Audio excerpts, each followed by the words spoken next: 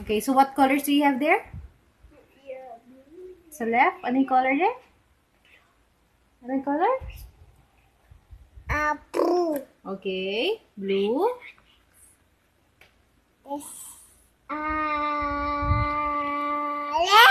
Yes, red. This,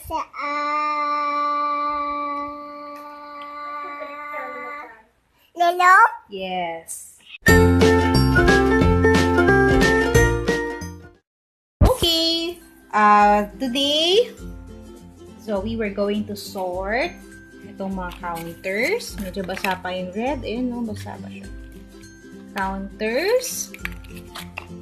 Okay, so we have 3 colors. Meron tayong blue, yellow, Also red. That is red. wet. Red, wet yung isang side. So, be careful.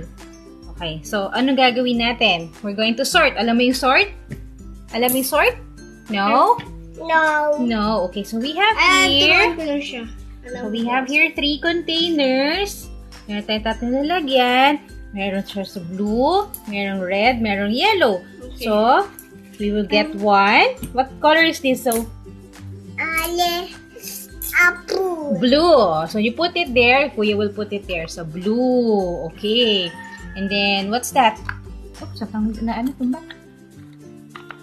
Ah, niligay mo na yellow. Alright. Okay, ano pa? Red. Red. Oh, put it inside the container. Good job. Okay. Red dito. Nakita ko. You let her do it, kuya. Kaya mo siya. Nandaruan ko na siya. She knows na.